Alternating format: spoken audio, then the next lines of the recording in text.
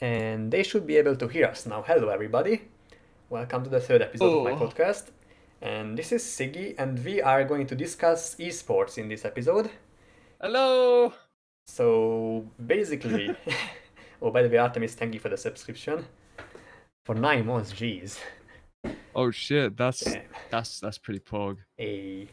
So, I guess let's start right away. The very first question that comes to mind when somebody talks about esports is it a sport? Like, does it count as a sport?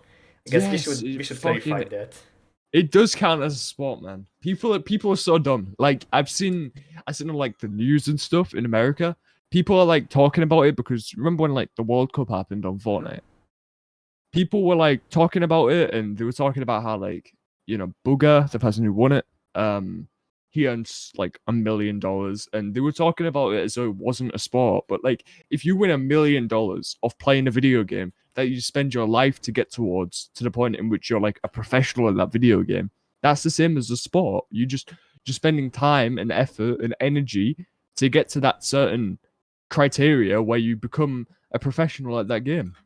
Yeah, I think the main problem that people just arrive when they try to classify it as an esport or it was a sport or not a sport is what is the definition of a sport by default? Like, does it involve heavy physical activity, or does it require to be at peak performance both body and mind? Like, does it require concentration and coordination? Does it require teamwork? Like, what is the exact definition of a sport anyway? Like, if chess is a sport or if darts is a sport, then can esports count as a sport as well? Like, I think probably it can. Like, I think it counts as a sport because games like Rainbow Six Siege, for example, mhm. requires a lot of teamwork, coordination. It requires you to learn the maps and the callouts, and it requires all these different things. And I just think it does because there's no way it can. I mean, I was playing Rainbow Six Siege, Mhm. and I was, I guess, semi-pro, and I was part of a team, and we played like tournaments and stuff, and it was fun, but it was really mentally straining because you need to have that dedication to be on that game with the same team constantly. You need to learn that team and who they are as people, and then on top of that, you need to get to know them so then you're comfortable with what you're doing in game with them, and you need to just there's so much things you need to do. There's so many things you need to do in order to be a successful team, and that's why I think it counts as a sport. Yeah, it is. The simulators are very striking and a lot actually compared to regular sports. Like, one thing I guess I could somewhat bring up is the heavy physical activity, but then again, like, if you don't even have a heavy physical activity during darts, sure, you have to be very accurate, and you also have to be able to perform for a long time, but that the same goes for esports as well. Like, I don't think there's much difference between darts or I guess chess, where you have to uh, like be on top of your mind for a long time and focus and try to outsmart your opponent. The same goes for Yeah, StarCraft as well, basically, if you think about it. Like, there is really yeah, not much difference between it. and there's like games like CS:GO, for example, and League of Legends. They've had a competitive like championship where you can earn millions for the team that you're playing with, and it's just so hard to get to that level now because they've been out for so long that you need to play it constantly. I mean, I've seen players like there's pro players in League of Legends that play 12 to 15 hours a day. There's Korean players out there that strive as hard as they can in Overwatch League and in in League of Legends and all these different games that just they just play the game constantly 12 hours a day 7 days a week to get to where they want to be, and some of them don't even get there. Yeah, like, they go through the process of just getting a gaming house, training together for more than 12 hours each day, and even then it's not a guarantee that they are making it there. Like, the esports scene is such high skill ceiling. Like, you wouldn't even be able to imagine it in a way. Like, the difference between the individual pros, like the people who are on the top of the rank ladder, like, for example, in League of Legends, the challengers, or in Heroes of the Storm, for example, the grandmasters, or I don't know, in Apex Legends, the Apex Predators, or stuff.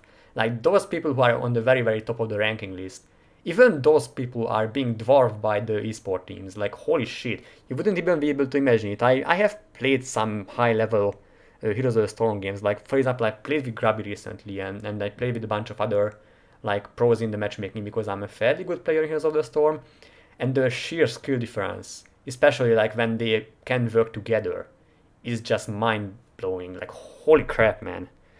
Yeah, Like, and it's like, dude, it's just I think it counts as a sport. That's my personal opinion. I think it 100% counts as a sport because it's the skill level and the amount of people that are trying to get there, and you have to compete against millions of people around the world who play that game constantly to get to where they want to be, which is pro scene. Like, I don't blame them. I mean, my dream since I was a child was to be a pro player in these games because I wanted to, have a team and have friends and have this house and all this luxury because I love gaming and doing gaming whilst getting paid for it. I mean, hell yeah. who wouldn't want that, you Yeah, know? would exactly. I would take it, sure. Even if it makes that I have to play it for like 15 hours a day, I would do it. I mean, I guess I would probably get Exactly. bored after a while, but if I'm good enough in the game and there is constant like innovation and new stuff to learn, then sure, sign me up. Why not? If I Yeah, could but get it's paid for like it. with games like Oshu as well. Like Yeah, there are tournaments there, and the skill level you need to get to in that game like to play in them you tournaments. have to be better than like 99.999% of the population out there. It is very, very difficult. Like, I don't think I've mentioned this before, but like just getting to the top is a very unique experience and very, very hard work. Like, I've when I was young, I did win a nationwide mathematics competition, and that was a one in a million experience. Not because I was lucky. I mean, I guess I was kind of very logical back then, but just the feeling of being the best and being better than basically everyone else is very unique, and it's very difficult to accomplish. Like, you are Yeah. competing against tens of thousands or even millions of people, and somehow you make it to be the best. Wait, can I test your uh, mathematics really quickly? well, it was kind of like fourth grade mathematics, but I mean now it's a bit different, like with all the theorems and stuff, but I guess we'll go for it. I was 5 times 5 25, but that's times 5 125, times 5 625. times Oh 5 god, I have to actually 3,125, I think. No, that's not times that's time yeah, that's times correct. 3 9,375 probably. times 5. Okay, that's getting out of hand. But basically, the technique, if you wanna multiply by 5, is that you multiply by 10 and divide by 2. That's an easy way to do it anyway. But just being the best, like first of all, you wouldn't really think much of it. Like, sure, this guy is like the top 10, whatever. Like, you can't even begin to comprehend how difficult it is to do it in a large population game. Like, you have Yeah. to be able to learn so many matchups, like just counters and whatever the opponent can throw at you. Like, a good player doesn't only master himself and the character he plays as. He basically knows every single character's cooldown, capabilities, like burst potential, and like just in general what moves your opponent can make. Just like in a chess game, like you have to know what moves you can make and what moves the enemy can make, and you have to come up with the best possible strategy at the very moment, in the moment, like in a split second on what to do. Yeah. And I think that Cuz definitely makes like the sport. yeah, cuz there's a game that I've been playing recently called I don't know if you've heard of it. It's called Splitgate. It's in the beta right now I and don't think I have. it's like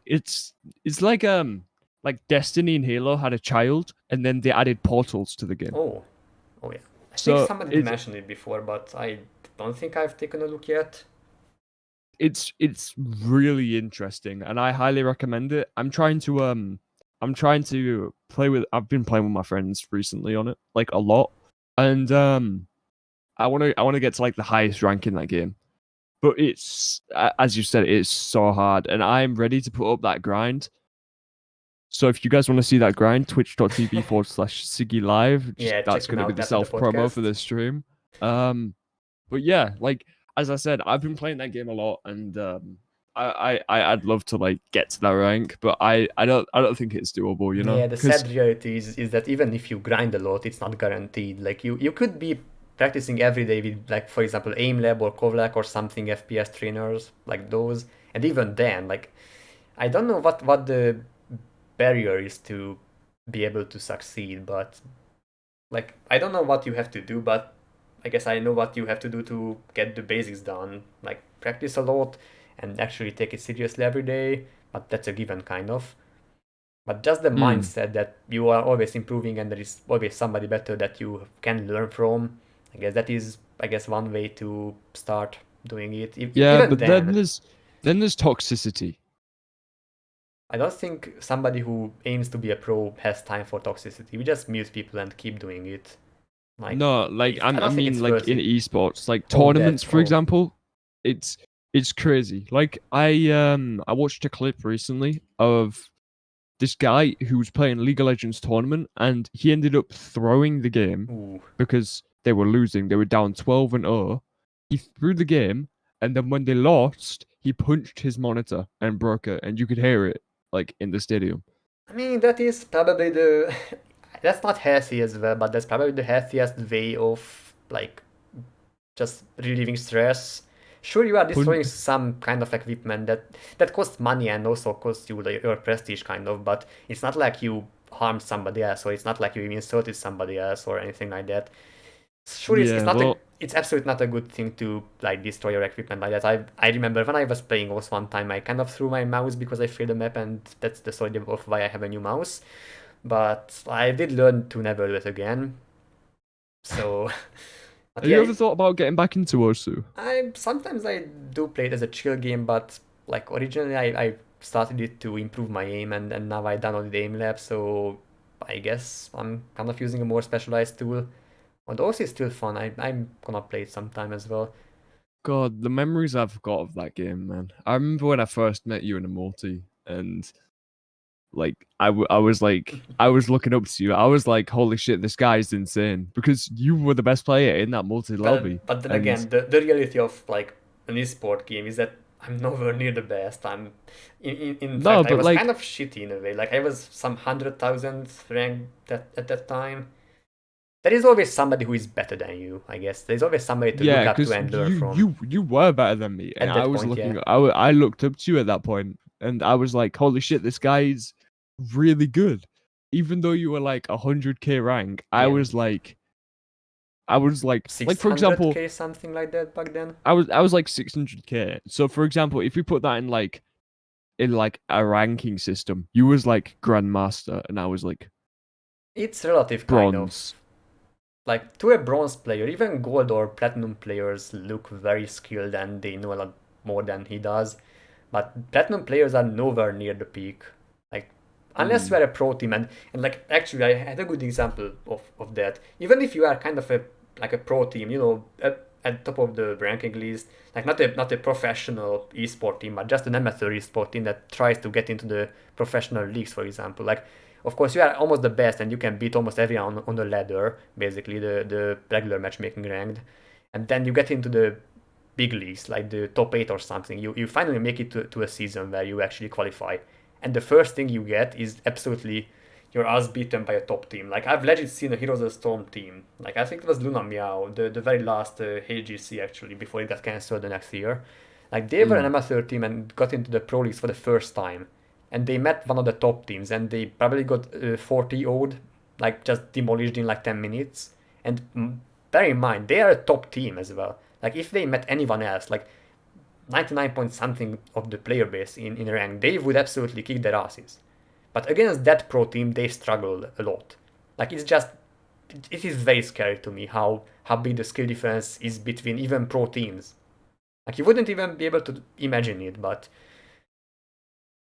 like the strategies you can see in a tournament. I've legit only watched the Heroes of the Storm tournament to learn new strategies and be absolutely mind blown by the combination of the abilities that they use. And it kind of makes sense if you think about it why they are doing it. But the fact that they were able to execute something complicated and time precise as that is just Mm. insane to me. Like, it takes a lot of training and a lot of like theory crafting, what can we do, how long the cooldowns can sync up, and so on. Like, you wouldn't even be able to think about this normal player.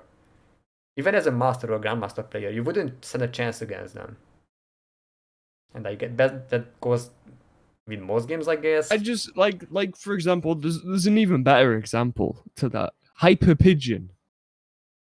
I He's like rank what, like he's a 4-digit on Osu. Mm-hmm. But people look at him because he's such a good player. Like he's got skins that people use. He's got a stream that people watch, and he's an insane player. But he's 4-digit. There's thousands of people that are higher up than him in the ranks, I mean, and so it shows that even if you are like underranked, there are players out there who are still better than like pros. if we are talking about those, I guess the one way that they are scoring it, like the PP system, is not always accurate. Like, there's a player called GN who always plays like easy mode, where basically the nodes stay up for a way longer time, and it gets very cluttered later.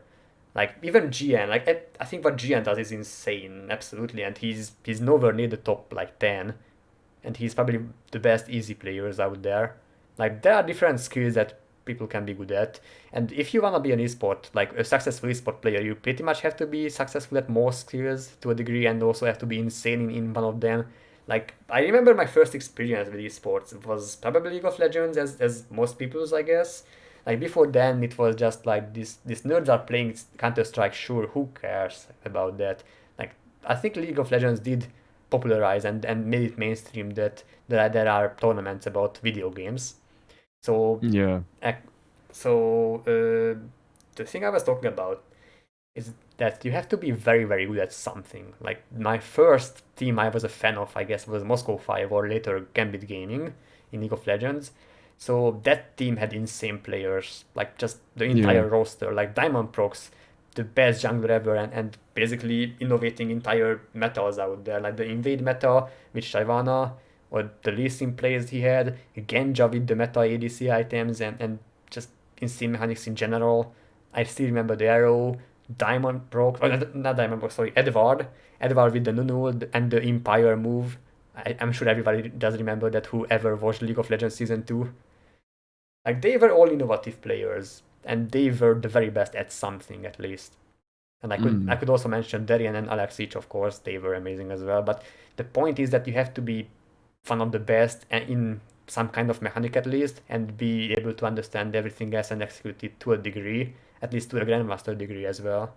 It just takes a lot of time, practice, and also just the general ability to do it. Like, yeah. it just takes a lot of different combination of resources from you. And if you are lacking even a single one of them, you will get beaten by somebody who doesn't lack it. I hate to switch the subject. Is that a drone behind you? This, you mean? Yeah. It's a bionicle hybrid kind of robot that I did put together like a long time ago, and I guess I did keep it later. It's kind of off topic, but let me show you. This is basically like a combined. Oh, it's a Bionicle. It's a Bionicle, yeah. Oh, So I had two of the I used to same. love Bionicles. I had two of the same robot, and I figured I would just put it together, and now it has 4 legs and 2 heads. Masterpiece, an absolute masterpiece. Yeah, I don't think it supports itself too much because it's very dusty and also very old, but hey. But yeah, so like becoming an esports player is, I guess nowadays most people dream of that. Like, who doesn't want to get paid for playing games, I guess, but the sad reality is that if you want to make it, you have to invest a lot of time. Like, and bear in mind, most of the pros are like 16 to 20 years old. Like, I'm 24 by now, and I don't think I can ever make it to an esports team. Maybe like Counter-Strike pros are like 28 or something. But just being able to have these kind of reflexes and abilities to innovate even mid-match is probably where the younger generation has an advantage. Like, there's a reason why every single esport pro is like between 18 and like 30. And like Faker, even I remember even Faker or some other League of Legends pro wasn't even 18 by the time that they made it to the scene. And like, they actually had. It's the same with Rainbow Six Siege, because there's a player called Bolo. I don't know if you've ever heard of him, but he was 16 when people realized how good he was at the game. and Yeah, Dizzy as teams well in wanted to Apex, get I think. teams wanted to get him on like their team, but they couldn't because Yeah, legal reasons. Yeah, he's not 18 yet. He legal can't really reasons. work, right? So they had to wait 2 years, and then he ended up getting signed to TSM, Yeah, I think which is one of the bigger teams of Rainbow Six Siege. Yeah, I think Dizzy, like in Apex Legends, the first pro, I guess, was in the same boat as well. He wasn't 18 as well either.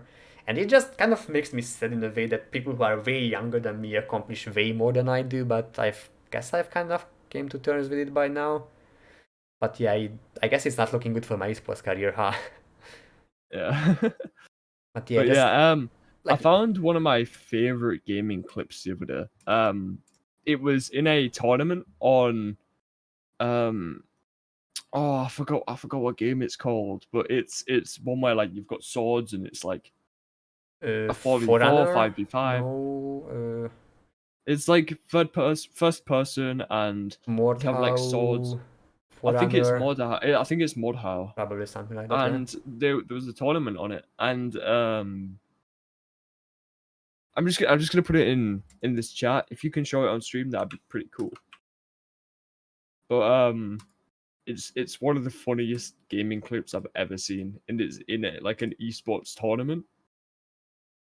Just watch it. You'll see what I mean. You probably laugh as well. So it's a British team versus another British team, and it's in like the British esports of that game, and it's a $4,000 tournament, and they're going up against multiple different teams. And Wait, show chat, hold on. I guess I'm gonna pop out the stream and get the link somewhere else. There we go. Copy link, and let me see if I can show it.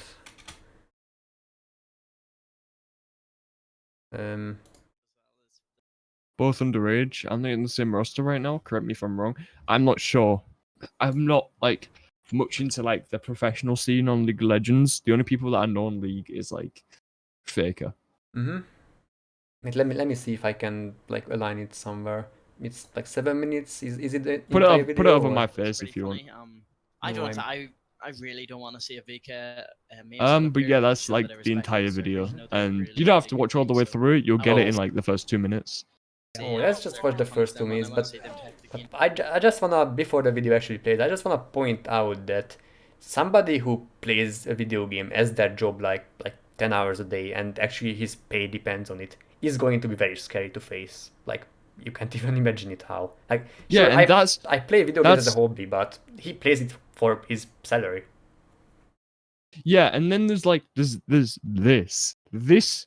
as like a clip. This is my favorite gaming clip, and this is like these people have played hours and hours per day to get to where they are, and they're in a tournament right now, and the voice communication between the teams is just it's just something special. Just Okay, well, I'm gonna play it. Looks like the rock setup again, yeah. It's just a wee bit too much disrespect, against newer teams like Down Squad and more inexperienced teams like. Wait, are they killing each other? Man, just all Like bald this? heads. This is just yeah. like So it's Saudi Mordhau. So But the teams itself. yeah, the team itself are just fighting each No, other. but Friendly Fire, I mean, the intro. Oh well. Yeah. Okay, I think that is the intro. Yeah. We'll see if they get punished for it, man. Okay, Oh wait, were they just damaging each other? Yeah, because they're a troll team, but they made it into a tournament. Oh. Wait, is that actually the NCA, by the way? That's the actual audio. No, but the song they are playing, is it the NCA? I'm not sure, but I think I get what the video is about. Like, they are just taking it easy and don't really. They're just stress taking over, it easy, yeah. and the communication. I'll post it in chat if anyone wants to watch it. But it's my favorite gaming clip by far. Yeah, I mean, it is very nice to see pros just relax and not stress over something like an important match, even if it's like $4,000 or something. I've seen in the title the prize pool. Oh boy! Oh my god! Yeah. Siggy, come on, man! Yeah. What's up? Thank you, man. Oh my god! Wow. Thank you for the subscription. SiggyLive just subscribed. Oh geez, the Hungarian announcer. Is that Hungary announcement? Yeah, I just use it for the Hungarian messages, but basically everyone who subscribes writes an English message, so it's kind of scarved. But yeah, like if you like just the sheer amount of knowledge and experience you have to get to be on that level that you can actually like take it easy and troll another pro team and still be able to win. Yeah, like it's That takes a lot. it's funny in one sense, but in another sense it's kind of upsetting because the other team is playing like seriously, Oh, and then you've got yeah. this team of British hooligans running around trying to troll the other team and win at the same time. That So it's like, that reminds me. Wasn't there a StarCraft pro who actually played his feet and still won the 1v1? Like you remember? What was his name again? But I can't really recall his name. But I bet one of the most popular Twitch clips out there is that the guy is playing with his feet and winning versus the other. Well, not that pro, but semi-pro, I guess. The sheer amount of disrespect there in that clip. Like if you are on a level that you can just do that, the possibilities are basically endless. Like I've been watching a lot of like pro players play Apex recently. I've been trying to learn Apex again, and I don't think I will ever be able to replicate what they can do. Again and yeah, because again. I remember when Apex came out and like everyone was like, this is gonna kill Fortnite, and then it just didn't kill Fortnite and both games died. Well, first of all, they are kind of still alive, and second of all, Fortnite did undergo a major change when Apex came out. Like a lot of mechanics, like the respawning thingy, like just getting somebody up when they are knocked, like like just remember when I guess I didn't play Fortnite back then, but I've seen a bunch of clips, and if you died in like Daisy or like PUBG or something or Fortnite, if you died in a squad fight, you were dead, and your squad mate had to do it alone for the next fight.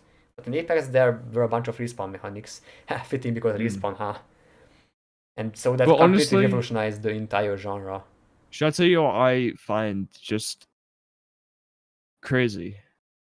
Yeah, go ahead. Do you remember a game called Hyperscape? No, I don't think so. If chat remembers a game called Hyperscape, it was a massive game. Everyone was playing it. It was really fast paced. A lot of people were playing it, and it was really popular on Twitch. FPS It had like or what genre? it was a battle royale, Oh. and everyone thought it was gonna kill like Apex and like Fortnite and all these other games. It thought it was just like the best game, and it came out. It was real popular, and now it's got like 300 views on Twitch. It used to have like 400k. It's a dead game now, but I guess that's what Ubisoft does to games. Well, yeah, compared that Apex and Fortnite are doing just dandy and fine. Even though they are not really in their former glory like Season 1 and 2 of Apex. But yeah, I guess actually that's a good transition to our next topic. Like, what kind of game can be an esport?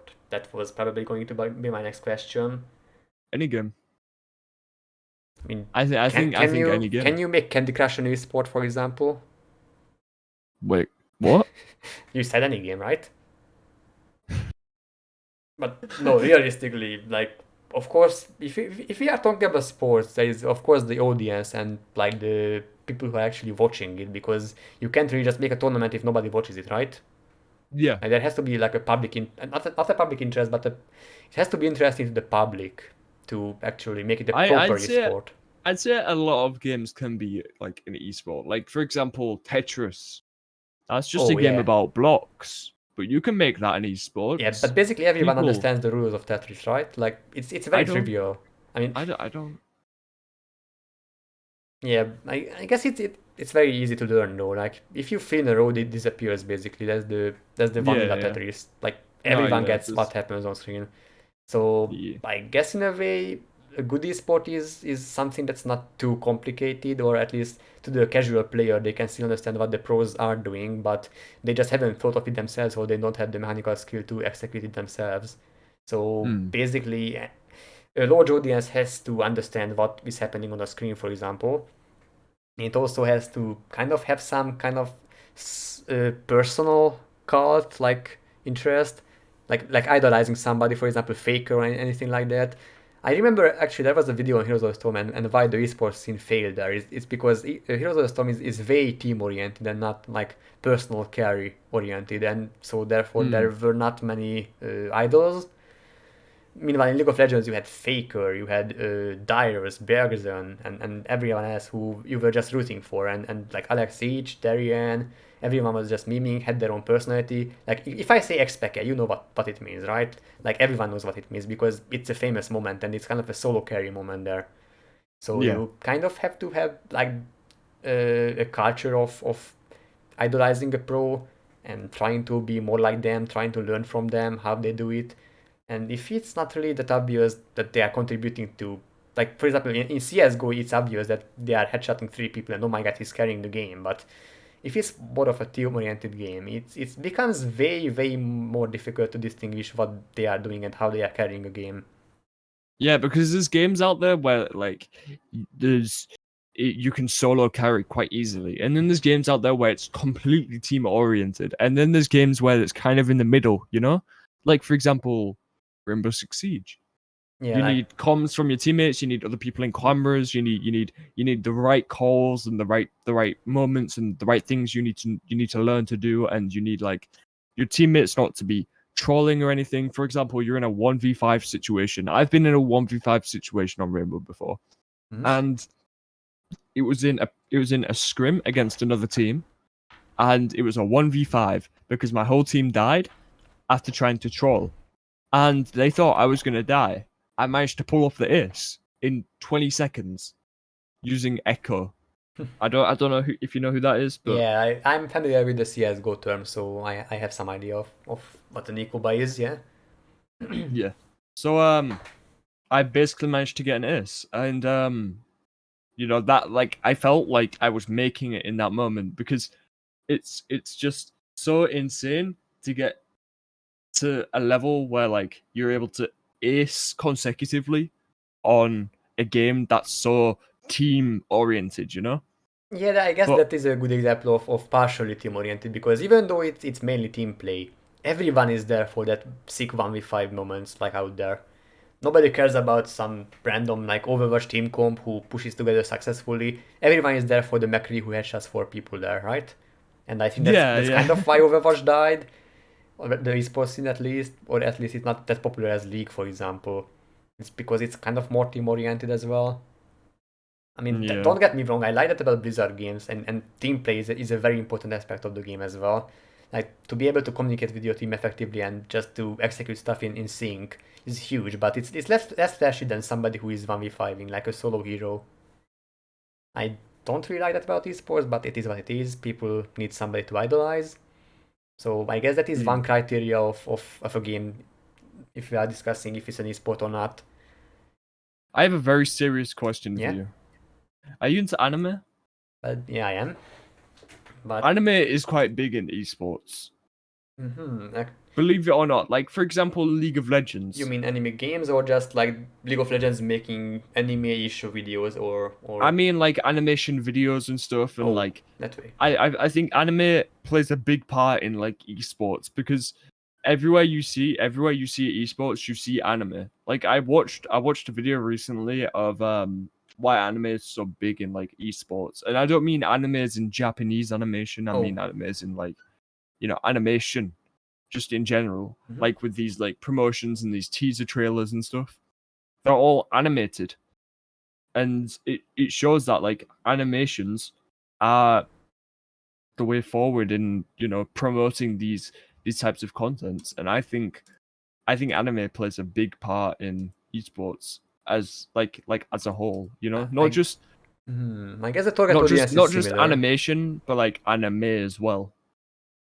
Oh yeah, It's hard to explain, but I guess I get your point. Like the target audience for video games is also kind of overlapping with the target audience for anime, and that's probably why League of Legends started making these animated, like, what was that band name, Pentakill or something, like with the unique skins and stuff. Just these animations for every single season, and that also helps like idolizing the pros in a way. I do remember quite a few, I guess, introductions of pros like later on.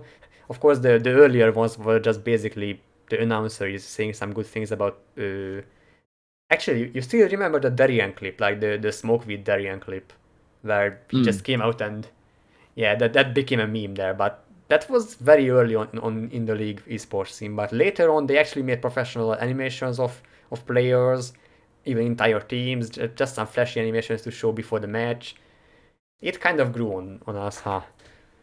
Yeah, but not even that. Like, do you know the song "Legends Never Die"? Oh yeah.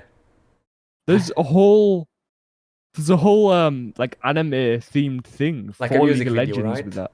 Yeah, the music videos are all animated, and it shows all these pro players using the abilities of their main champion, and I think that is insane because it first off it shows what them champions do and what the game has in store for you if you manage to get to that level. Yeah, even for those people who don't really understand it, like parents, for example, who just watch it with their Yeah. kids And or newer secondly, player. it hypes you up so much. Like I remember watching there's an animated video of Yasuo versus Yone on League of Legends YouTube channel. Mhm. And that just hyped me up for the game even more because the animation they use for that is Japanese animation. Yeah, I guess that even more feeds into the personal cult. Like for example, Faker on Zed. If you kind of combine Zed and Faker together, you kind of create a personal image of him that he's the best Zed player, and that hypes you up even more. And then again, that's the individual like outplay. Remember there was one professional game where they allowed two Zeds, and Faker just completely outplayed the other Zed pro player there. Like it kind of helps idolize these moments out there, and they kind of become a trademark of a pro player, like what kind of heroes they play, like Froggen on Anivia, for example. You know, right? The very old meta back then. The Yeah, and by the way, CRG. I saw in chat earlier. Someone said that it was really easy to like see where you were from, but for me, they didn't know they didn't know where I'm from or like what I'm doing or anything. I'm from the UK. Yeah, he's I from the just UK. thought I'd clarify like where I'm from. And I guess it does show on my accent, but yeah, actually on your accent, it's not really noticeable. It's not really a British accent in a way. I guess it kind of is if you pay close attention. Yeah, because I feel like my accent's just like everywhere sometimes, you know? Yeah, I don't really have like a predetermined accent. I just talk however it comes. Like I'm not really good at making accents. One of my friends is, but yeah, good No, for him. but like compared to me, you have an accent in my head. Like in Yeah, my because mind, I think you have an accent because you don't like just the way you speak, you know? yeah, because I'm not English by like the main language. I have to kind of yeah, my mind is kind of wired for Hungarian, and then I've learned English, and I kind of forgot Hungarian because I'm on the internet every day, and now here I am. And I, I'm I guess, curious. How is it in Hungary? Is it nice? what Is sort it a of nice is it aspect? a nice country? Is it The country is nice. The people are kind of different sometimes, and the atmosphere is kind of different. But I guess nowadays that's everywhere basically. And even with COVID, it just became even worse. Like, Yeah, because I'm really interested in Hungary. I think it's a really interesting country because I know nothing about it at all. That's why I think it's so interesting because you mean all like historically, culturally, or geographically, or all of I the mean above? I mean I mean all of it. I know nothing about Hungary, and I think that's what makes it interesting because it's such a mystery in my head.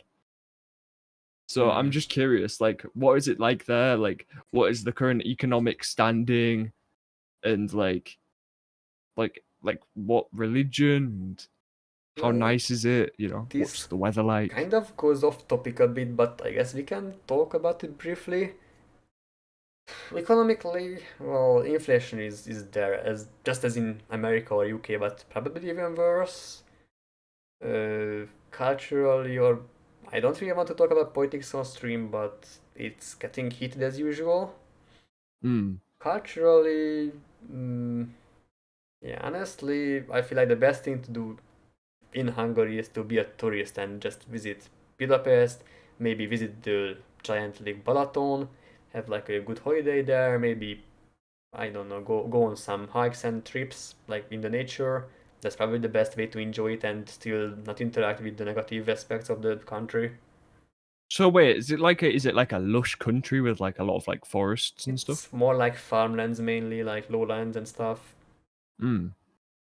Yeah, there are some beautiful historic landmarks and cities and like historic symbols and buildings, but I'm not sure about the culture. Yeah, just basically as Tom says. Hmm. Actually, I don't think there have been many Hungarian esport players. Maybe Vizicaci, one of the league players, were there. Yeah. Actually, I'm even struggling to come up with another Hungarian esport player. I'm pretty sure there were some out there, but I'm gonna Google it. yeah, that's a good call. Hungarian esports players. Top esports players from Hungary. There are a couple. Yeah, but are they like big names or? Yeah, Guardian. Is it the CS:GO player, but he's kind of Slovakian. Yeah, Vizicaci Yeah, as well. there's a couple, but there's not many. Like I'm looking right now, and Like you don't really recognize those it names apart from like Vizicaci or Guardian, right? yeah, it goes from like 600k to 90k to 50k to 20k Yeah. to 10k. Are you on the Like esports flag website as well? I'm on, yeah. Yeah, we are looking at the same thing probably. Yeah, there are not that many successful players. That's actually odd. I can't really think of any reason why there wouldn't be. I guess we just don't have the culture for it. CS:GO is the biggest game in Hungary. 700,009 players. Yeah, I think League of Legends 3 players. Yeah, I think there was one time where the government wanted to set up some kind of esports school or something like that, or actually was it one of the opposition politicians who challenged the government to like a esport match or something like that? But I don't think we have a culture otherwise of esports here. Like we did mention earlier that most of the pro players started at very young age, like 16, 15 or something like that. I don't think we really have the time to take off from school or some other stuff to focus on that. Or at least the culture is not really there to support those who do or who try to do it. So maybe that's why we don't have that many pros who developed and actually became one of the best in the world. Oh yeah, that's Fox as well. Yeah. I just think esports is fascinating. I think it's just a fascinating thing, and it's so interesting to get into because there's so many different esports and different games with esports, and it just hypes you up for that game. It's like free advertising almost.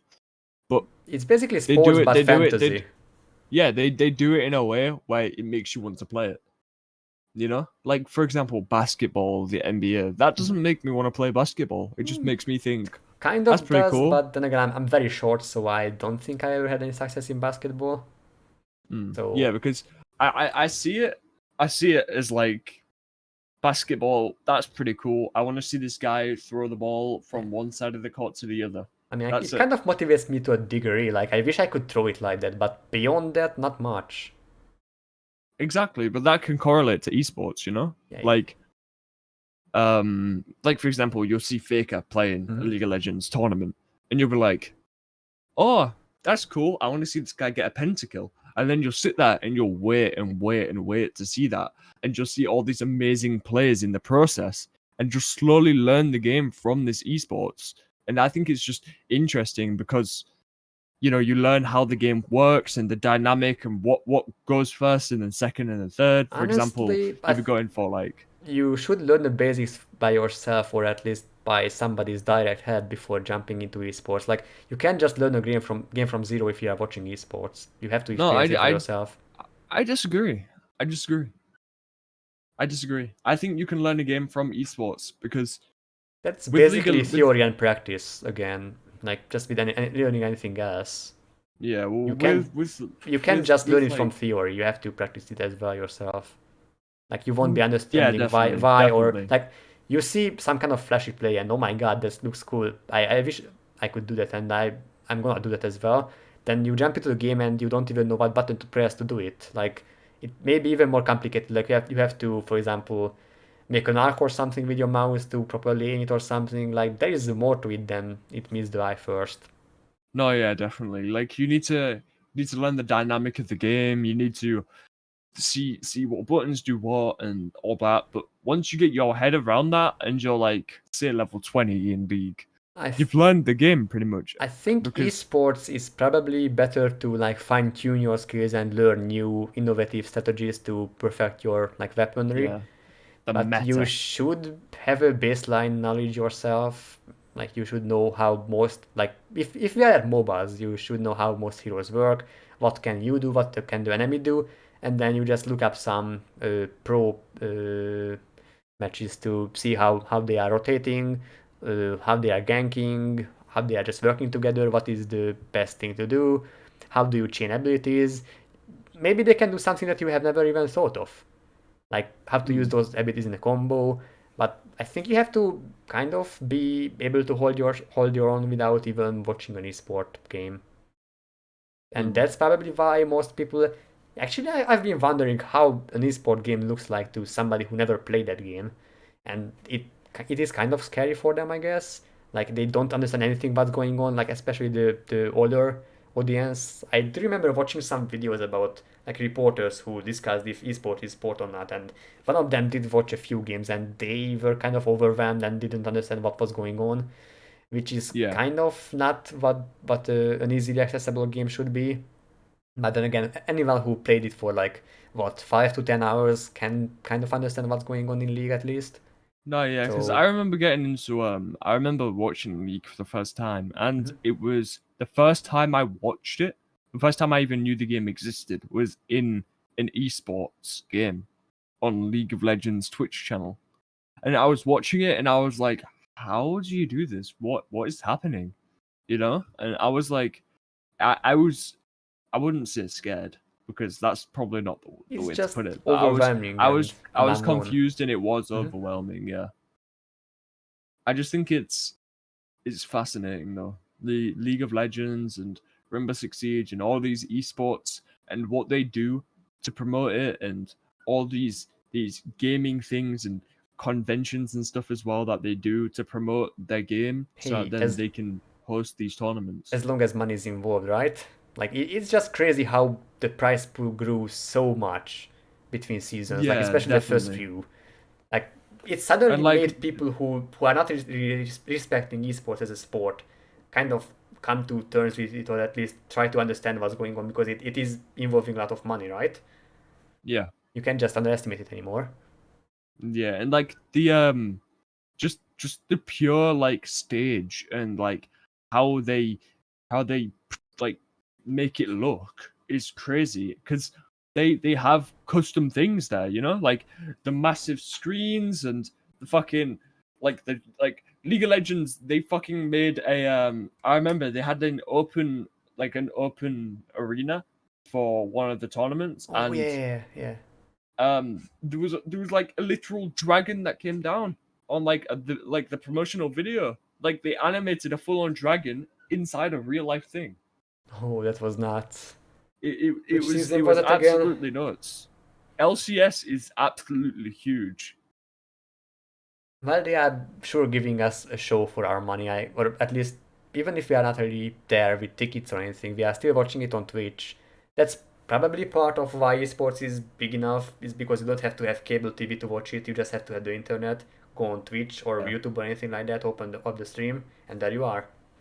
And a lot of people in this world have access to internet, which is why it's so interesting because you don't have to pay to watch Twitch. You can just make an account. And like people usually ask, like, why are you watching a stream when you could be playing it yourself? Well, why are they watching a professional football game instead of just playing football themselves, right? It's basically the same thing. Exactly. You are watching somebody It's who, entertaining. yeah. First of all, you don't really have to do anything by yourself. You are just watching somebody and learning from them. And second of all, like just having your favorite team there or favorite person there and to root for, I guess, and cheer for, is the same between regular and esports as well. I think that's another aspect that makes esports a sport in my eye. And the culture, the money prize, all the like little physical, like you have to be very accurate with your mouse or controller to be able to win a match, right? Like the precision there, just like darts, for example, or just like in football, you have to aim with the ball precisely to the very corner of the goal, I guess. But those elements are present in esport as well. I would argue that it also features very intense like physical activity, because if you play a game for like 15 or 16 hours a day, sure you are sitting there, but your hands are moving, your mind is absolutely just working on the possible solutions and strategies there. So although it doesn't really use all your body, but then again, neither does bench pressing use your legs. So like, what's the difference again? You are using part of your body in a professional way. You are competing against other people. There is probably a prize pool involved. There is like personal culture involved with pros. Teams are playing against each other. There is usually team play. You have to coordinate with your teammates. It's basically a sport in my eye. I don't really see a reason why it wouldn't be a sport. Yeah, I agree. I think it is a sport. I think esports can be classed as a sport. I don't think people will accept that it's a sport. Well, some I of feel them like do, people some will of look them down don't. on it, especially people who are like of the older generation. I think the more closed-minded people, like they're just stuck in this mindset that, oh my god, they are sitting in front of the computer doing nothing all day. These damn useless kids. But there is way more in it than it meets the eye. They probably never even give it a chance to properly experience, which is sad about their loss. Yeah, I guess. Esports, am I right? Interesting. Yeah, I do remember like one time there was a convention and we participated in a World of Tanks team, and we just barely didn't make it to the live scene, like the live plays. But it was very not even stressful, but it was an experience to participate in a tournament. I guess I've been invited to a Heroes of the Storm tournament as well, but I refused because I was busy.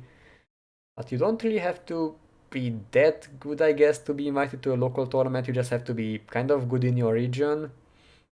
But once you get out into international levels, then you just face way better and way more experienced teams than you are. Like, Yeah, you'll get absolutely crushed. it's basically the analogy of somebody playing, for example, Smash in the local community and they are one of the best, and they just go to a proper tournament and they probably finish last. Like, you can Yeah, be. because I remember there was a Street Fighter tournament in my local area Oh yeah. at like a local shop, and I'd never played Street Fighter before in my life. And I went there and participated, and I was just smashing buttons. I didn't know what I was doing, and like I actually won a couple of games as well. Yeah, And I just thought it was crazy how there's this new game. I've never heard of it in my life. I go to the tournament and I actually beat people who have heard of the game. you know, You know? honestly, I believe there is like a base competence level for gaming. Like, there was a pro in Heroes of the Storm called Rich, and since the Heroes of the Storm pro scene did close and there are no more tournaments, he kind of switched to League of Legends, and he's also a pro there, or at least was a pro for a while. So once you are a pro in a game, you kind of have the mindset and the proper like uh, strategies and ways to train yourself to become a pro in another game as well, like especially FPSs, for example. But like, what could make those people be able to participate in multiple different games and be able to reach a very high level there? Like, I think there is some kind of secret out there, or at least there is some kind of like ability or mindset that they are using. Hidden conspiracies. And not, it's not like they are having a secret or something, but maybe talent or just the proper mindset and proper habits to do. Like, for example, muscle memory or just the mindset of, like, if you are playing a MOBA, it's not that difficult to play another MOBA. You already have the map awareness. You already have the kind of awareness of where each hero are in a team fight. Like, you're already keeping an eye on it. It's not that difficult to transition it into a similar game. Like, I remember Dyrus, who was a League of Legends pro, had an event, Heroes of the Storm again, to play in a...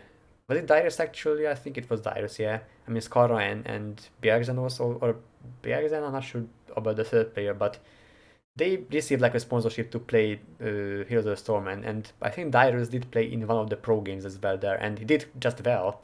I guess as well as 1 month of training could possibly do for him, but he does have the ability to comprehend similar stuff in similar games. So I guess that's not really that different. You could possibly take an Overwatch Pro and have them play Apex and be just fine. Like, Yeah. most of the skills do translate. Even if you have never played Street Fighter, you have played a lot of games. Maybe, I don't know if you have played that many 2D fighters, but probably did some. And probably that's why you had some base competence on that competition. Yeah, maybe. And the reflexes as well. Maybe.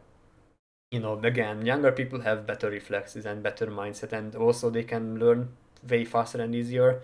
Actually, that's maybe why most of the young people are in this pro scene. Like, older people take more time to adjust to strategies, they can innovate less, they also have way worse reflexes, so the future is looking very, very fun to me. Yeah, like Emrek, for example. You wouldn't see Emrek going in a tournament versus Wolf Wolf. Yeah, like Wolf is kind of getting old. I'm sure he's still doing just fine, and he's also doing insane stuff still compared to us. But the new people who will overtake the pros are always going to be very young. Yeah, like, but you Like wouldn't see rising like stars.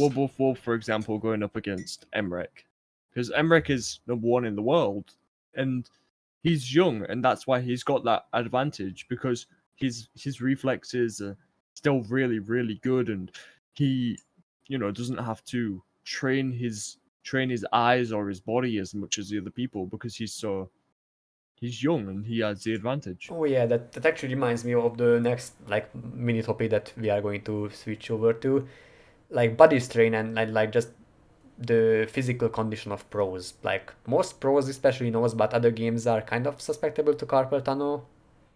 That I guess that takes a toll on your body in the long term, and like eye strain, absolutely. Like if you are playing for 17 hours a day, like professionally, your eyes are going to be absolute trash later. Like that's probably why most of the people, including us, are wearing glasses.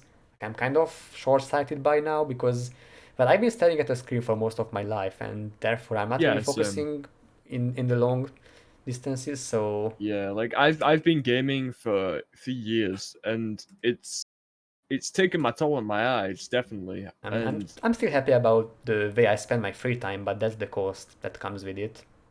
yeah, And that's probably why most of the pros wear glasses. Like, I don't know what, probably 60, 70, 80% of the pros you can see are with glasses. Or at least with yeah, contact lens, I'm not sure. But yeah, like, this is another area on where the younger generation has an advantage. Like, their bodies can recover way easier than pros, than the older generation can. Like, if you have get carpal tunnel at the age of like 30, you are done for basically. If you get carpal tunnel at yeah, like 17, sure you have strained your body a lot, but it can recover still. And your eyesight is not going to be dead bad in a few years. But yeah, your body is just way way more adjusting to, I guess, damages in a way. Can you even call it damage? yeah, probably. Yeah, I'd call it damage. Yeah, Yeah, it comes from overusing your body. Just as any regular athlete, you have to be very careful with your like personal schedule, like training schedule and stuff. They probably actually, yeah, that's another way of why esports count as sport. They do hire coaches, they do hire like training managers and stuff. Like they also hire yeah. like sponsorships and stuff. Analyses and Yeah. people who do all this work. Like you'd see that in like another sport, wouldn't you? For example, NBA, you'd have people who take the analytics of that and they'd put it all together and they'd tell the coach about like what needs to be improved, and then the coach would teach them on that improvement, and then they'd come out stronger. Yeah, and mind you, those people, almost the sole job of those people is to analyze matches and come up with strategies to become even better. Like you just can't beat those teams if you are not a pro. Like the entire salary depends on just coming up with better strategies. Of course, they are going to be good, one of the best almost. I'm sorry, I'm kind of tired right now. It's I fine. It's woke up fine. like an hour before the podcast because and I've overslept as well. Oh, I've had like 13 or 14 hours sleep.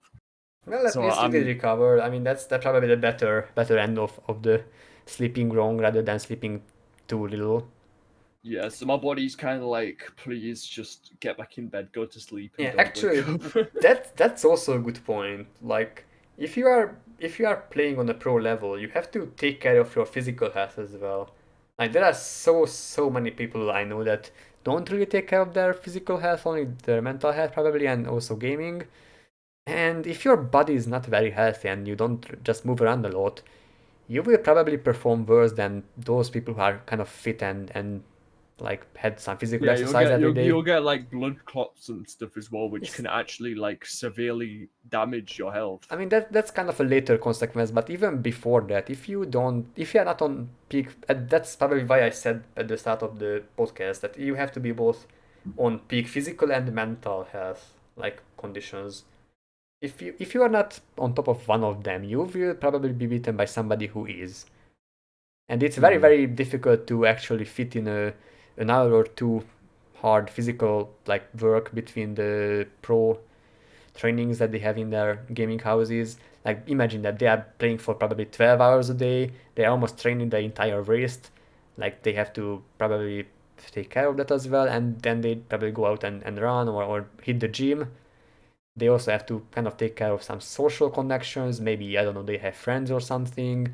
They're also talking with their teammates. They are probably trying to promote stuff. They are trying to look after legal stuff like sponsorships and taxes they have to pay on their earnings. And like, can they make it to that tournament? I remember one time the Russian team, the Moscow 5 slash Gambit Gaming, couldn't really make it to a tournament because there were visa problems. So a day in a pro's life is very, very busy. Yeah, Like, definitely. I, I got some Hmm? I got some chopsticks recently. Hey. Pretty cool.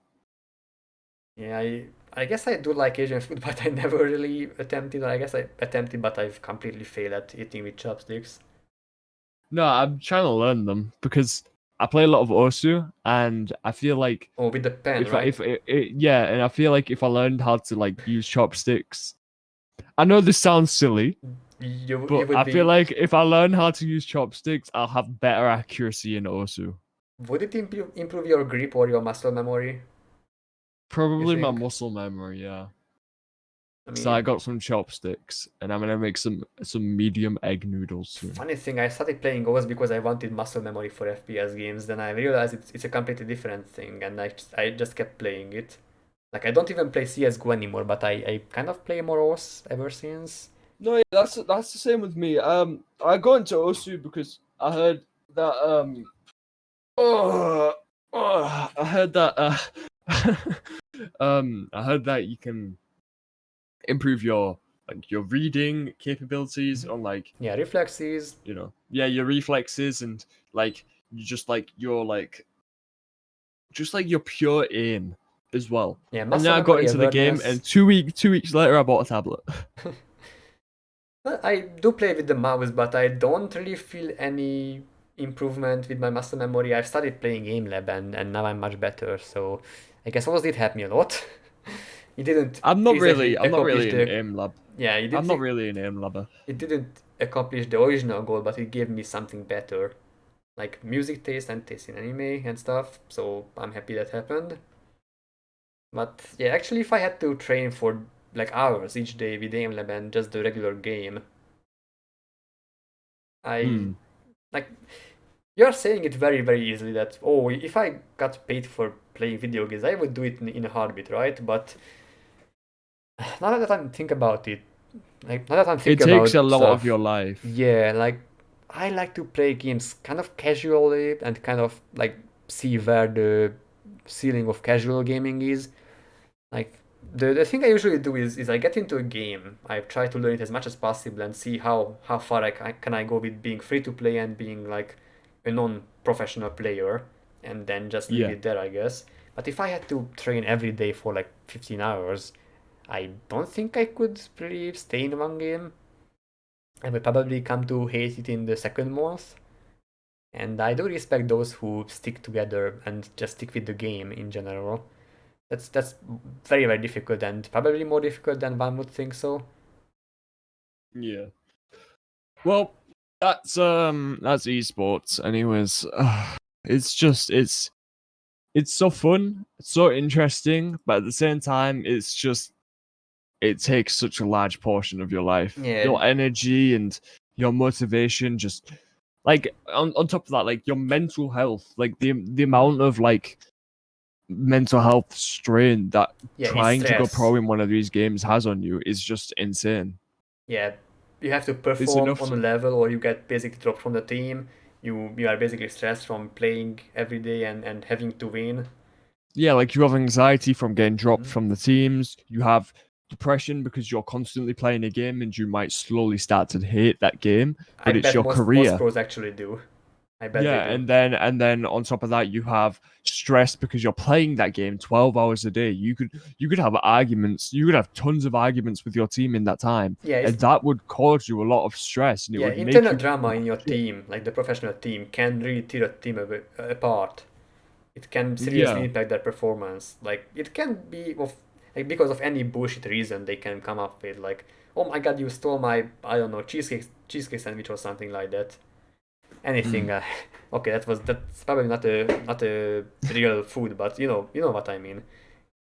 Yeah, Any I any know what any you mean. silly reason that leads to drama is very very hurtful to your entire team, and you basically I bet there's a professional like staff member for that as well, like a psychologist or something for teams to sort those out. Like Yeah, there's huge money and huge professional attention to those people.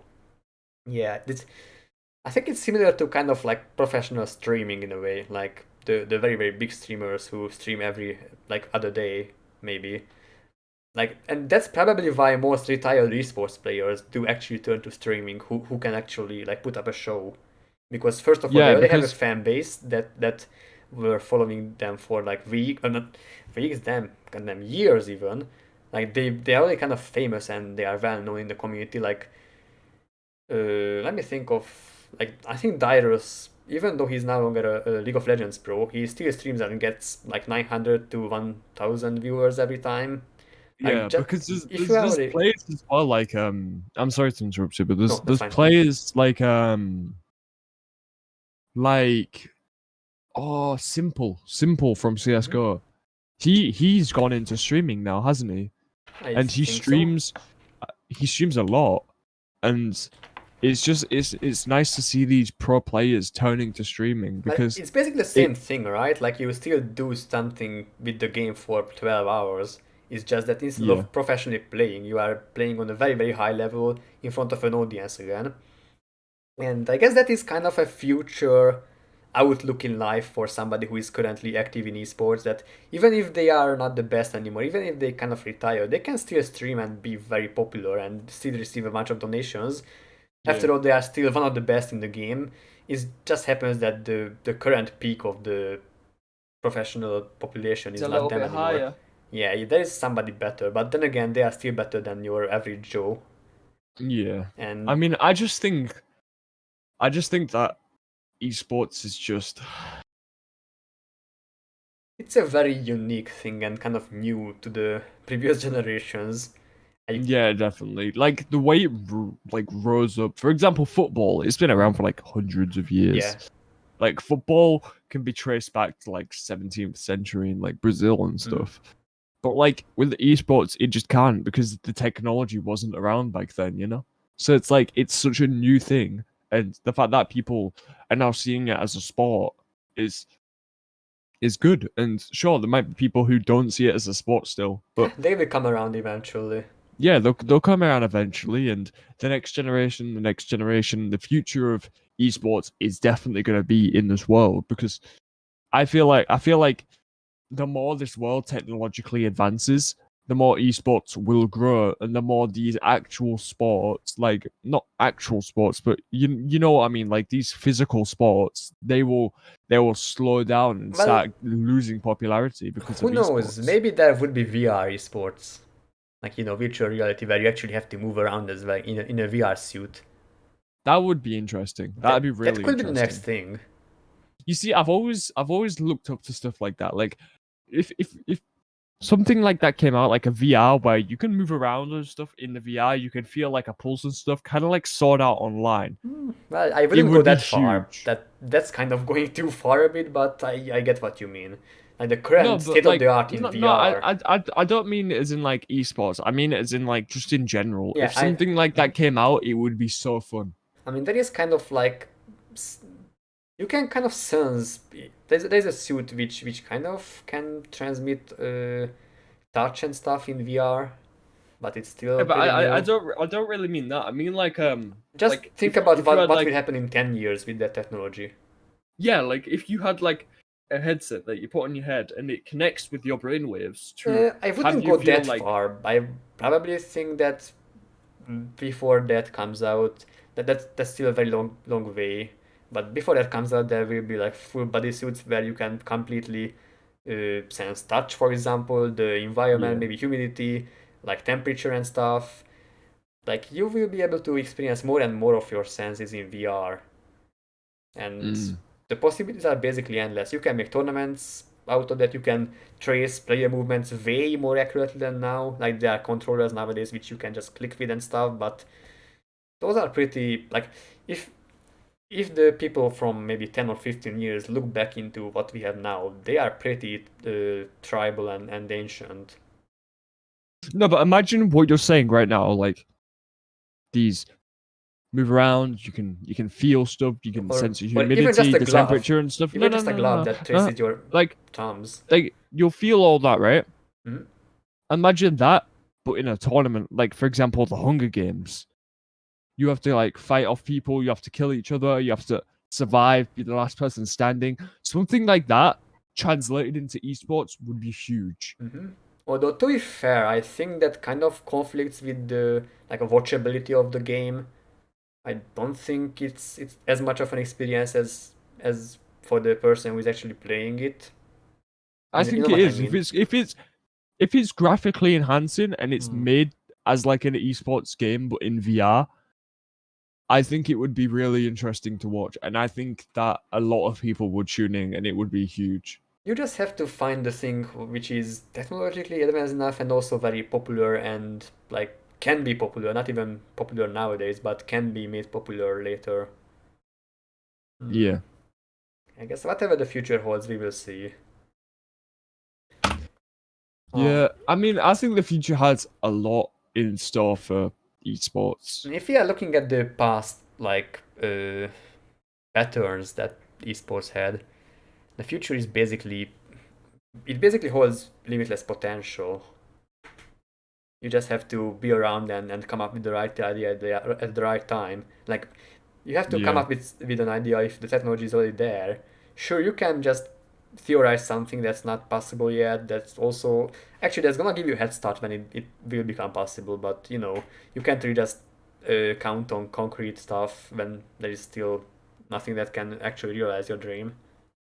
Speaking of this stuff, how do you feel about the Twitch and the gambling meta that's on Twitch at the moment? With like a lot of streamers gambling and stuff. I was never really a big gambler. I get what the audience is drawn by, like when they watch gambling. It's I've been watching a lot of like anomaly opening CS:GO cases, but I would never do it myself, honestly.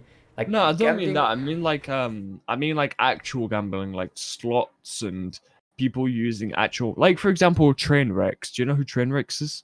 yeah, I do. I think I know him from the Among Us community when he played with 5up and XQC and stuff. He doesn't even do that anymore. He literally the only thing he does is play sponsored Rush streams and sponsored, like most of the time, sponsored gambling streams Of course, if he's where he just sponsored, then does he would be slots. gambling, yeah. Otherwise, I think gambling is a huge scam, honestly. And if you're not sponsored, it's not worth to gamble. Of course, people like the dopamine rush and all the highs when you manage to win something. That's just psychological manipulation, I think. And I don't think gambling should ever be made an esport. Fun fact. Like if it's based on luck, and actually that's kind of a forced transition from the gambling topic. But if a game features way too many luck-based elements, I don't think it can be really an esport. Like, Yeah, I agree. esport should feature skill and outplay Yeah, potential. not luck.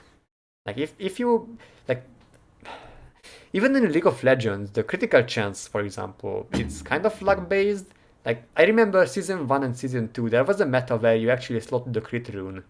And you had like, what, I don't know, 2 or 3 or 5% crit chance. And you just banged on blocking a crit. That's, I, even with that aspect, League of Legends kind of made it because it was not really, I guess, gambling for critical hits. But it's I still, just think bad. League of Legends got really lucky because it was the developers weren't expecting anything. I mean, they were just like making a Defense of the Ancients like spin-off or like something similar to that because they were in the team as well. Or TF2 crits Well, as well, yeah. yeah. That's a good example actually. That's probably why TF2 was not really a big esport. Or do they have the critical hits off in the tournaments? I'm But not too sure about Team Fortress. yeah, I don't think they should ever have it on if it's a tournament. Like just rolling a random critical hit and killing everybody. Like in League of Legends, sure you do a double hit with the critical. That's not really a big deal. Maybe it takes off a bit of your health and you probably run back to the tower and lose the trade, that's all. But in TF2 if you crit, like with a rocket or something, you kill 3 people with it. That's way, way too luck based to be ever an esport, I think. Yeah. And I feel like luck-based games should never be an esport. well, there could be a luck component if it's small enough. But if it's a main part of the game that you get lucky, like gacha games for example, or Hearthstone, I guess Hearthstone, that's a difficult thing to do because nowadays Hearthstone is all about just buying enough packs and opening legendaries and crafting them. Sure, you can buy enough packs to craft everything, but it's still pretty luck based, and also the Oh, the, what the about card games? draws as well. What about games that are like pay to win? Like for example, that Oh, new no, Pokemon no, game, no. Pokemon Unite. You can pay to win on that game. That's not skill based. That shouldn't be an esport. Like that's probably why most MMORPGs cannot be an esport. Like Warcraft, I guess World of Warcraft is kind of not that pay to win because technically it's a subscription based, but any free MMO that there is cannot be an esport if there is like a pay to win way to buy, I don't know, better sets, better buffs, better potions, whatever you can think of. And if it's a free to play game, you can be sure that there will be some. Like there is no way a game can sustain itself long with just cosmetics. I've seen some games try to do that and they didn't really do well. Sure, you can kind of get money for a while with cosmetics, but eventually people will have all the cosmetics they want and they just stop. So unless there is some kind of gacha element like luck-based rolling system for loot or something like that, free-to-play games usually die, and subscription-based games kind of stagnate if there is no innovation in it. But then again, I don't think it would be ever fair to have an esport tournament. I've seen some PvP tournaments in MMOs and they were always won by the pay-to-win guys. And of course, the first prize pool was some kind of premium currency. And guess who won the premium currency? The guy who already had everything. So that, so much for that. Yeah. So I just think that tournaments in pay-to-win or luck-based games are doomed to fail by default. And I don't know how Hearthstone actually managed to do so well, considering it's basically a luck-based game because you are drawing cards from a pile. And if you don't draw the one card you need, you are fouled. Just you are in big trouble if you don't draw the correct card pieces that you need for a combo deck. I honestly have no idea how Hearthstone made it so far. Hearthstone, I am not too sure about that game. I don't really know much about it. Yeah, I guess I did used to play in the earlier seasons, but I've quit after it became way pay to win. Like you had to buy insane amount of packs just to have every single card that you need for a combo deck. Or for any deck really. Oh yeah, he's a Yes, VIP. Tom, I am a VIP, Tom. He has been my friend for a long time and I knew him like from different games already, so yeah, he's a VIP. Hell Yeah, yeah. people don't read the title usually, neither the description, but that's fine. I've come to accept it already. So yeah, esports, huh? I guess what aspects did we not discuss yet of it? We discussed the skill based and like we can't really just have a luck or a pay to win based one. We also discussed how long and how hard they have to train each day, the pros, to just keep up with that level of knowledge and expertise. the mental strain and the future of esports. Yeah, Yeah, I bet esports pros, like, that's probably why you don't see a long career out there for esports pros. Like, they kind of break down after a few seasons.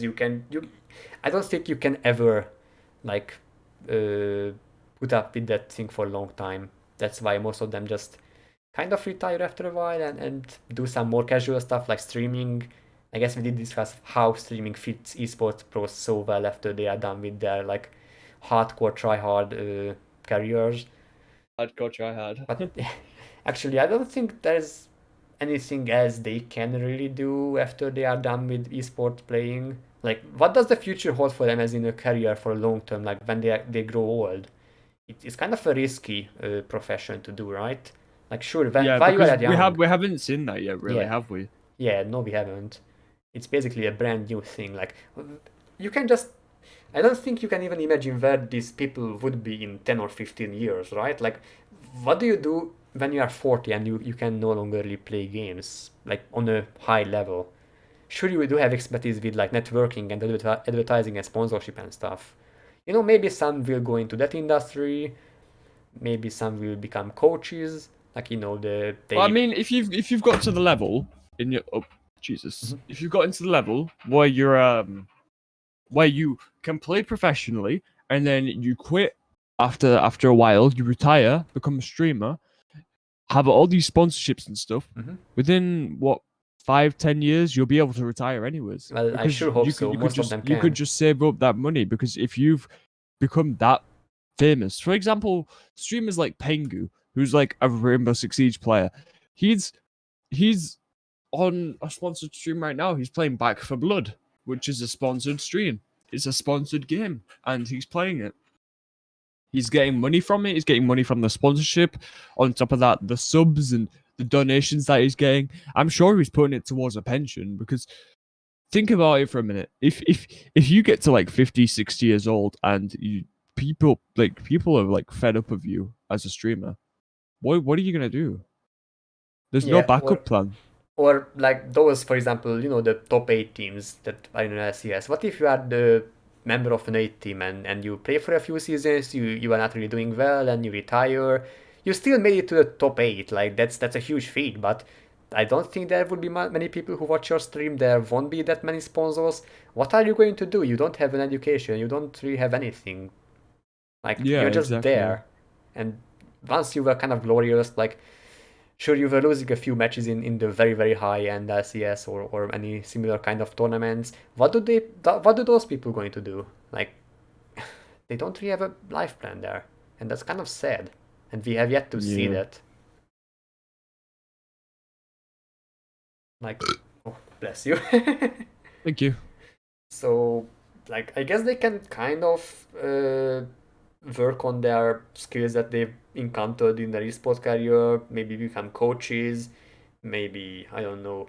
Again, the marketing could kind of work for them if they can make it, but if they cannot, they may be just going back for education sometime later when they are like 30. I guess they do have the capital to do that because they have their earnings still, but if they don't really invest it, they are just going to lose it Mm. because we are not proficient in anything basically other than just video gaming, which is nice, but if you can't hold an audience and if you can't play on a professional level anymore, it's very difficult to just make money out of it. Sure, you could maybe just game test or something with the company. That could be a thing, I guess. Yeah, that could actually be a very Mm. good thing, but would they hire somebody who is playing in a different genre? I don't think so, even if they were a pro. And the future doesn't really look that bright for them. And I kind of feel sorry for them, although they still kind of became successful and they are still a very good player in their own like game.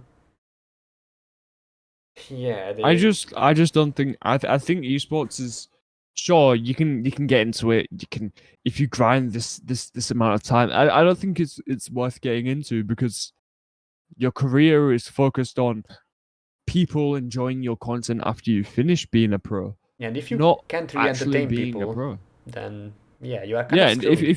if you have anxiety issues or you develop anxiety issues from these massive tournaments that you're Mhm. playing in, what are you gonna do for the rest of your life? Well, find something that can make a living because otherwise you will not have a good time. But that's easier said than done, of course. And going into a field that's completely unrelated compared to somebody who's already been studying that for years and years can be very difficult, and you are at a huge disadvantage that way. Hmm. I guess you do have experience with the legal stuff that you have to take care of, though. That's a good thing. But just imagine, like, 16-year-old young people have to take care of so much stuff. It's kind of overwhelming, and then they also have to maintain their career and skill level. Yeah, and on top of that, contracts. Yeah, you have to be good at everything, basically, and not just the game there. And it's kind of overwhelming. Even I couldn't really take care of all that legal stuff. I guess they do have some coaches to guide them on what to do, and they have like professional personnel for that. That's true. Like, you can't just expect some 16-year-old kid to take care of everything there, Yeah. and you shouldn't be really. All right. Anyways, should we close this podcast up? I mean, if anybody has some other topic like regarding esports that we have not talked about yet, and they want to kind of discuss some basics, I would be up for it. But if not, then we could just call it a day. Why not? I mean, we did talk about a lot of different parts of esports. I'm Yeah. happy with that. I think it's a good stream. Yeah, it was just I think fine. it's fun. It's nice to talk about. It's nice to catch up with you, as Anytime, always. anytime. And Well, thank it's you nice for to see being your here, face man. for once. It's not like I'm hiding my face. In fact, there are a bunch of emotes on my chat as well. There's probably like Northeast there and Naughty app now. Hold on. Yeah, there they are. Exactly. So yeah, these are actually these are actually my real face and stream moments that I had before. But yeah, it's not like a brand that some of the pros have. Anyway, I guess this is it for today. I've been having a lot of Thank fun. you, chat, for thank you, chat, for being here with us and And you know thank you, listening to what we had to say. listening to us just blabbering about some esport topics. And thank you, Siggy, Thank for you participating. thank you to Nauticus for inviting me. Happy Can we to do get so. some Nautic yeps in chat, please? It's basically Find some Nautic yep. it's basically the cool cat but better. Yeah, so just look forward to Siggy becoming an esport player whenever. I guess I already given up on myself. I hope so. I haven't given up yet. I have If you faith guys in you, want man. to if you guys want to watch me become an esports competitor and esports pro player, you know where to find me. Yeah, check out the description of this video. I guess whenever I put it on YouTube, his Twitch will be linked in there. So go check him Hell out. yeah. Maybe he can All become right. an esport pro. Well, Thank you guys. Thank you, chat. And thank you, Nauticus. Have a great day. you too, man. You too. See you later, Peace. man, and see you guys as well. Bye bye.